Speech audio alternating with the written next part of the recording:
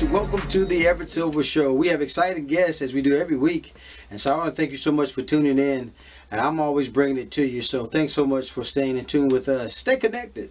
You're watching the Everett Silver Show.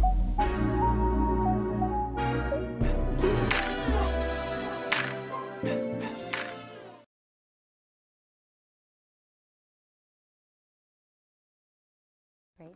Hi, Everett. Hey, Marianna, what a pleasure to have you, and thank you for doing the show. Of course, thank you for having me. Well, listen, folks, we got to talk about this black market. It's closer than you think. National Geographic's Traffic with Marianna Van Zeller is here with us, and world-renowned investigative journalist. And I tell you, she's, infiltrates some of the underworld, and there's a new season, though, of this Emmy-nominated docuseries. And with that being said, Marianna, I tell you, I'm just so intrigued by so many things that we just don't know. And what drives you to get this information? I've always been fascinated by this sort of dark side of the world, by these underworlds that exist all around us, and yet we know so little about them. I think most people don't know, but these informal markets, these gray and black markets, actually make up for almost half of the global economy, and yet we know so little about them. So when I became a journalist pretty early on in my career, I realized this is the world that I'm obsessed with. This is sort of the world that I want to report on and that I want to shed a light on. And that's what I've been doing ever since. I was thinking in terms of some of, as you stated, Marianna, black market, LSD, psychedelic drug. Where's this stuff, these masterminds behind just being this creative, has come from? It's a great question, because I think most people don't realize these are some of the best people at what they do. They're incredibly creative, whether they're making drugs or trafficking guns or scamming Americans from halfway across the world. These are some very creative and very entrepreneurial people that a lot of times, the truth of the matter is that they do what they do. This is controversial, and I know a lot of people don't like to hear this, but a lot of times my experience covering this and traveling all around the world, these are people who do what they do because of a lack of opportunity. It's not, no one is born wanting to be a criminal, and it's, the lack of jobs and the lack of opportunities and the disparity that exists in the world that leads people to a life of crime. So that for me is very important. Trying to address that matter, goes a long way in trying to prevent these black markets from happening, from existing. Marianna, I was looking at some of the pilots and things. You're taking some risks just by going into some of their inner workings. You talked about this global underworld, most dangerous, illegitimate markets. Anything ever just frighten you? And then what I was most impressed about, how you've gone and you can speak different languages. What have shocked you, I guess, the most in this experience? There have been many scary moments throughout the filming of Trafficked. Even this season 3, you sort of think that, okay, now we've got this, now we know how to do this, but the unpredictability of the worlds we cover, that always exists. There was a case where we were filming an episode on ghost guns very close to my home in Los Angeles. We were seeing these gang members assemble these ghost guns, which are unlicensed and untraceable guns, are super easy to assemble. And they were selling them, and there's this buyer that comes, this other gang member that came to buy some of these guns. And this night, we told him we are filming. He was wearing a mask and everything, but he was very unhappy that we were there, very angry that we were there, and he started yelling at us. And we were thankfully able to get out of that situation safely. But that night, that same person with one of these ghost guns that he had just bought went out and shot that gun, and he was eventually arrested. So things could have gone south for us, and can go south for us fast in a lot of these situations. But what I always say is that no story is worth a life, and we take every precaution necessary to make sure that we don't get stuck in the middle of these dangerous situations, even though sometimes it does happening, because we are covering these dangerous issues. Well, I got to, applaud you for such a prestigious award, and I see why you get them, from the George Foster Peabody Award to, the DuPont Award. I mean, just things that you're doing. And then lastly, when you think in terms of just, these smugglers, from your perspective, law enforcement, you're in crossfires. How much, if this information is going to be vital, because I tell you, people is going to this docu-series is going to blow people's mind. I know it did me. Anything that you, as a journalist, take away and walk from, just say, listen, I have to do this to show the world what we're missing. You know, I think most people think of black markets as existing in faraway places and sort of hidden alleyways that we don't get to see, but actually these black markets are all around us. You know, sometimes they're in your neighbor's house or in your own backyard and you're not even aware that they're there. Like I said, some of the segments that we filmed for Traffic throughout the years were happening very close to my own home. I mean, right. They're all over and they have a deep impact in our lives. And I think it's important for people to realize this is here. It may seem far away, but it actually has an impact on my life. And this is why I should be aware. And this is how we can prevent these things from happening. Well, I got to tell everybody, Traffic with Marianna Van Zeller, season 3 premieres, guys, Wednesday, January the 18th, I believe, at 9 on the National Geographic, and also available the next day on Hulu. Marianna, any last-minute things you want to say? Because I know when you think in terms of, sometimes it just brings chills over just thinking about it and looking at, these types of things that are happening in our world today. It just gets, it's just mind-blowing. It is mind-blowing, but I think one of the things that filming this show, Trafficked, has taught me is that you think that I would have a very dark and sort of negative view of our world. But what it's taught me is that, no matter how far into the edges of our society I travel to meet some of the people that we consider the bad guys, that we can still find people that are redeemable and that are relatable. And that has given me, at the end of the day, a way that, yes, these are very different people doing very different things that I do not condone, but there is a way to get them back. There is a way, by giving people opportunities, that we can get them back on the straight track and away from these black markets. And without people, these black markets don't exist. And I got to tell you, Marianna, you could have said it any better. Just to see somebody that can perhaps be redeemed. And again, congratulations to all of your plights. You've traveled thousands of miles, from Nigeria to all these places to learn and to bring it to the forefront. Thanks so much for your work. Again, guys, Traffic with Marianna Van Zeller. Season 3 premieres again Wednesday, January 18th, 9 p.m. Make sure you tune to National Geographic. It's also available on Hulu. Marianna, thank you so much for doing the show. Pleasure to have you. Thank you so much for having me, Everett. Well, guys, thanks so much for tuning into the Everett Silver Show. Stay tuned. Don't turn that dial because we got more exciting guests right here on the Everett Silver Show. Be back in a moment.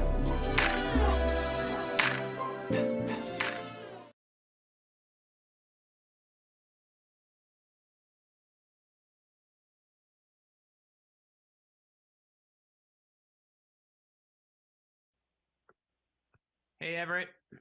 Brad, thank you so much for doing the show. Pleasure to have you, sir. Listen, I went to the University of Michigan. How do I not be excited for this one? That's right. Well, I tell you, Brad, again, man, it's a pleasure. Well, folks, the Nazi conspiracy, the secret plot, we got to talk about the kill Roosevelt, Stalin, Churchill. But anyway, I have Brad and Meltzer here with us. And I tell you, Brad, we kind of still seem like we're fighting Nazis, man? The Nazis rise over the power, and, what we see today is kind of still chilling. It absolutely, that's why we wrote the book. I mean, this is a book that's about the plot to kill Churchill, Stalin, and FDR at the height of World War II. It's the moment where they're planning Normandy. They're all coming together for the first time. And we didn't just write the book to inform you. We wrote the book to warn you that, World War II is not that long ago. Anne Frank is born the same year as Barbara Walters. And, it's right there. And so when you see things like that are happening like that, you got to use your voice and speak up when you see injustice. You got to speak up for those who need it. And we know sometimes the Jewish community is targeted. Sometimes it's the black communities that's targeted. Some of the gay communities is targeted, immigrant community. But you got to use your voice and say enough. That's the only way it doesn't happen again. And then, Brad, why do vast swaths of populations kind of fall when you're thinking authoritarian kind of figures? Yeah, it happens over and over. And let me just give you the kind of background for it, because it'll make it easier to explain. This book is set in World War II. And what happens is FDR comes to Tehran, Iran, and he's coming down the street. Everyone wants to see the president because they want to see what a U.S. Democratic president looks like. But the president's not in his motorcade. The person in the motorcade is a Secret Service agent decoy. The real FDR is across town, ducked down in the back of his sedan, beat up sedan, racing through the side streets because they're worried Nazis are going to kill him. Now, I just ruined chapter 1 of the Nazi conspiracy for you. That's chapter 1. But the book then goes on to look and say, why do authoritarians take hold? Why do people listen to people like Adolf Hitler? And I think what you see over and over, we found a rally that took place in Madison Square Garden in World War II. In New York City, 20,000 Nazis cheering and saying that if George Washington were alive today, he would be friends with Adolf Hitler. And people that are afraid, they want to follow someone who they think is strong. And that's just why it repeats over and over. Yeah, that is amazing. That blows your mind, because what Hitler proposed to the German people was something else. And then talk about, Brad, how do governments get away, though, with this, though? One of the things we all think that the Holocaust starts with death camps, but it doesn't start with death camps. It starts with slogans and rallies, propaganda, and book bans. You'll see in the book, there's the Wannsee Conference. It's a boring government conference in Germany in the middle of the war, at the beginning of the war, I should say. And in that meeting, it's whatever. They're handing out, everyone gets a pencil and they get a folder. You think that they're talking about paving roads or cutting trees, a boring government meeting. But what they're talking about is killing Jews and how to do it efficiently.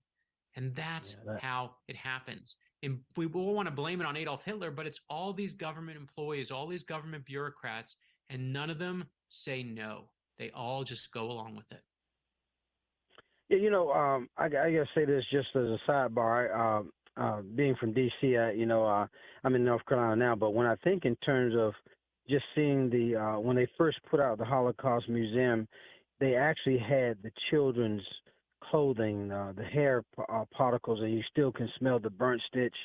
I mean, how chilling that was to me. But when you think in terms of just the history of that, it just blows my mind. But Brad, the misinformation though machine has been with us for decades. Really, was Russia an ally to World War II? They really were. The thing that you have to know though is Russia did not start the war on our side. They started on the Nazi side. The Soviets were with the Nazis. The only reason they switched to our side is because Hitler attacks them. And then they're like, well, maybe we should go with the Allies. So as the Cold War takes place, in fact, in this plot, the Russians actually do something that potentially saves FDR's life. But as the Cold War happened, guess what? We don't like telling stories where the Russians are the good guys. And certainly today, they're not the good guys. Look what they're doing in Ukraine. But over and over, we tell these stories. And it's important to know the context of those stories and to see just how much our history changes and also how much it stays the same.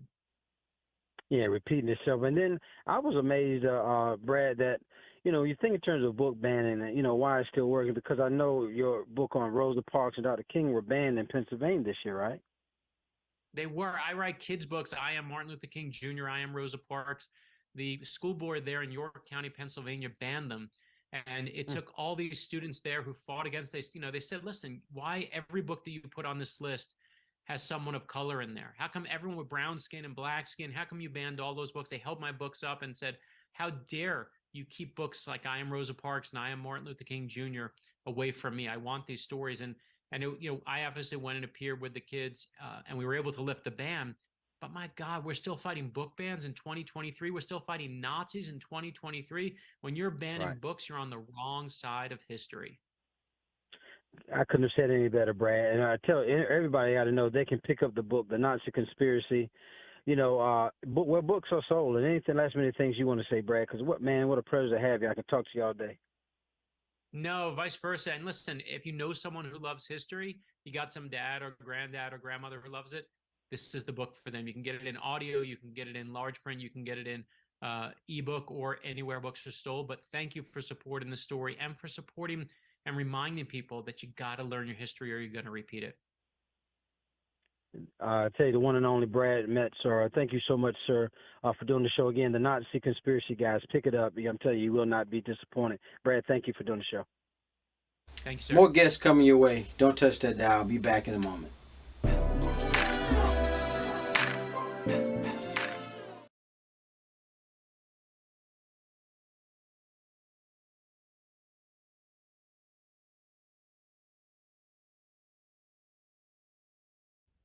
Hello, Everett. Hello, Everett. Hey, Hey, Brooke and Mark, thanks so much for doing the show. What a pleasure to have you guys. Absolutely. Thanks for having us.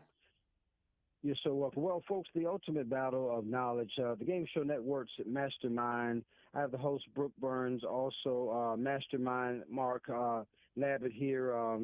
I tell you, we got to talk about, Brooke. I guess I'll start with you. Let's talk about this show, this intense, I should say, trivia competition show. It is. It's three contestants playing against three masterminds.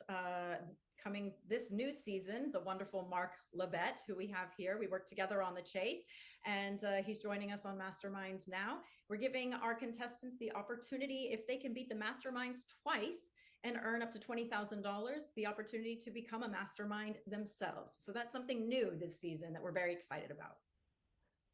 And Mark, with that being said, man, with your wealth of information, I tell you, man, in your head, what makes your love, I guess, of knowledge and just getting, I guess, the facts so important?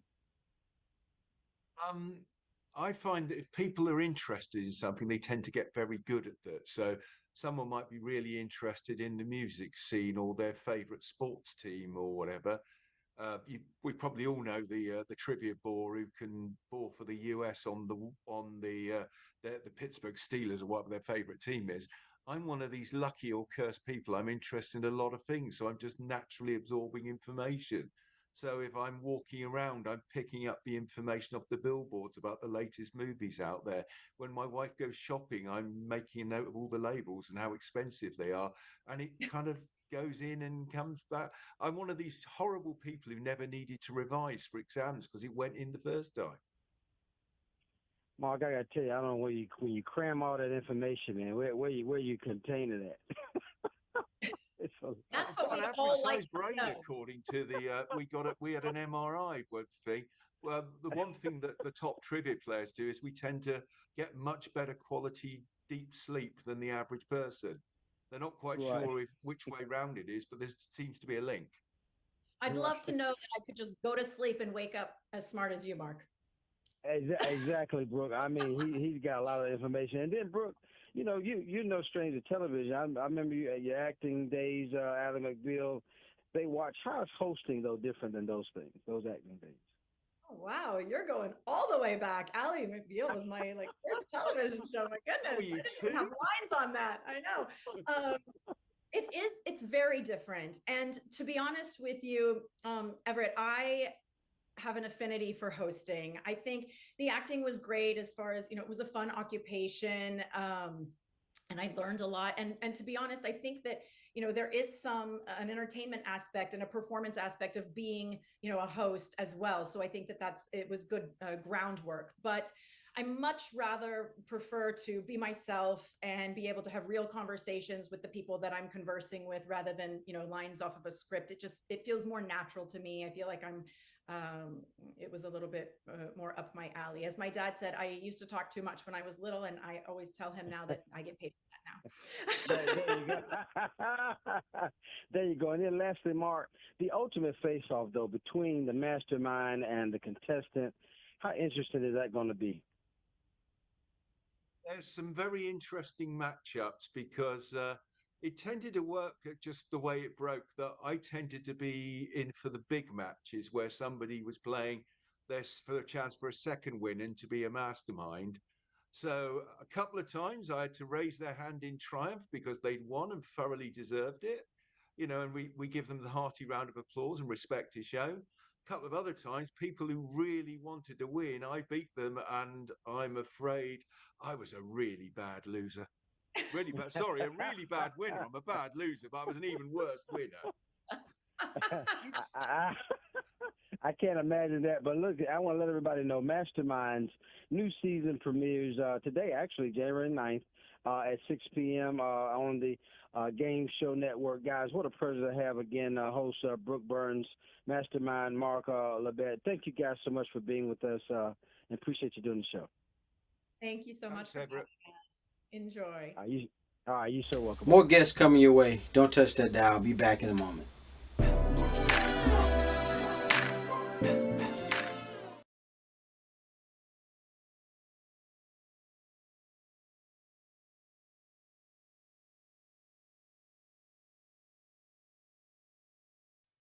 Hello, Dr. Michael Alice, thank you for doing the show, and Happy New Year to you, sir. Thank you. Happy New Year to you. Thanks for having me. So welcome. Well, folks, when you think in terms of your health, and it's a mind of its own, and so the new mindset, learn the science, lose the weight. I have the chief psychology at NOM, Dr. Andrea is here with us, and we got to talk about some of the goals. I know a lot of people have set goals, you know, the resolutions, but let's talk about I guess, how do we cultivate the mindset? Yeah, cultivating a mindset takes a lot of practice. It takes a lot of practice and a lot of awareness into different processes that might be happening within your brain that might not be, you know, super obvious. Ultimately, meaningful steps start with very small actions, and the book is really geared towards helping you understand yourself a little bit more, and taking what is helpful in order to help you make some of those small, meaningful changes. I know a lot of people, they try to set goals every year, but when we think in terms of just trying to, you know, there are behaviors that come with it. I don't know if they're building chains or patterns or what. What you think of that, Doctor, when you think in terms of mastering or forging this destructive behavior mindsets? Yeah, I think a lot of times what happens in the new year, people try to do everything at the same time, and oftentimes that's not really sustainable. And so that is a kind of a repeatable pattern that, you know, that is something that really is changeable. And so, you know, one thing to think about, if that is you, or if you know somebody who might be falling into a trap like that, is to start really small, really small, and work on setting just goals that are, you know, very concrete, things that are measurable, attainable, things that you can see, you know, versus trying to boil the ocean, because that never really leads to anything good. Right. And then, Dr. Michael, when you think how do we overcome, though, our thoughts disorders? Yeah, yeah, of course. So thought distortions. So thought distortions are thinking patterns that are unhelpful, that see the world in a way that gets potentially in our way of success. And so I think the first and foremost skill there is to just recognize that they're happening. A lot of times these thoughts come into our brains without us really knowing that they're there.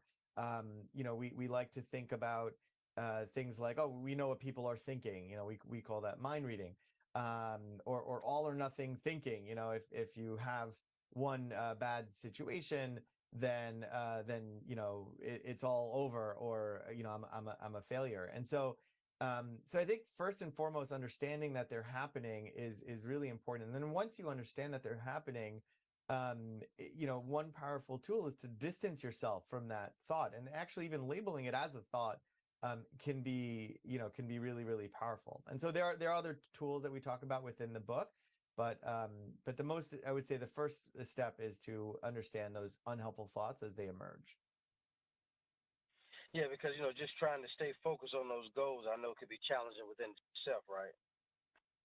Absolutely. And there are a lot of barriers. There are a lot of obstacles that will come up. I mean, you know, changing behavior is not a linear process. There are a lot of ups and downs. Motivation fluctuates.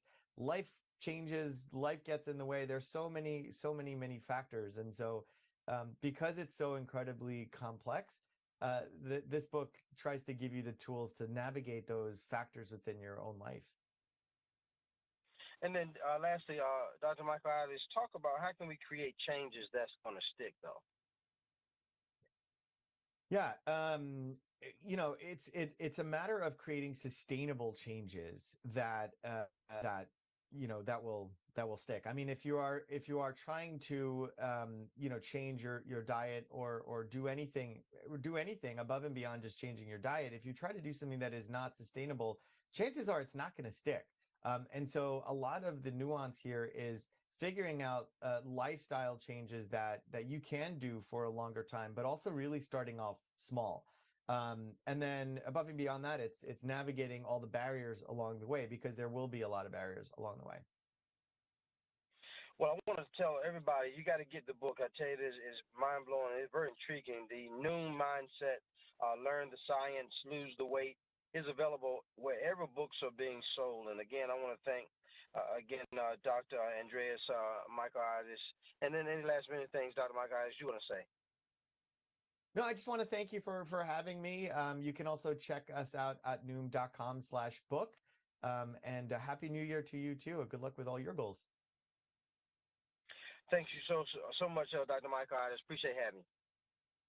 More guests coming your way. Don't touch that dial. I'll be back in a moment.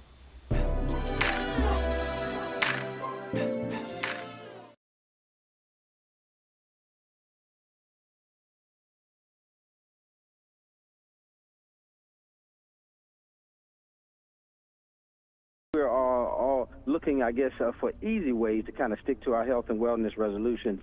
So with that being said, Joann, so what are some of your easy, I guess, ways to kind of stick to our health and wellness solutions? Yeah, well, one of my resolutions this year is to be better about drinking water throughout the day. It's so important to stay hydrated. In fact, the average person should be drinking at least half their body weight in ounces to really be hydrated. Of course, taking your vitamins is another crucial thing we should be doing. And something that helps you do both at once right here is a Voost. I'm just loving it. It's a new vitamin brand that helps you just upgrade your water with a vitamin boost, so multi-purpose. They have a whole range of vitamin boosts here for all of your wellness needs, like vitamin C, hydrate, multivitamins. How it works is you just drop a tablet in water, you let it dissolve and drink it. So, taking vitamins, staying hydrated has just never been easier or tastier because these are so good. And each tablet, zero sugar rather, and just 10 calories, so you can't beat it. Just a convenient, delicious, easy, portable way to get, your vitamins every day.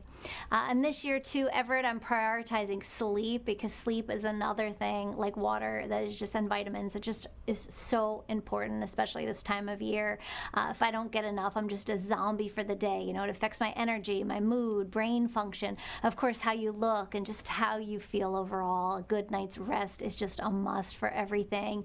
And it's important to create the perfect sleep environment to help you fall asleep and just stay asleep.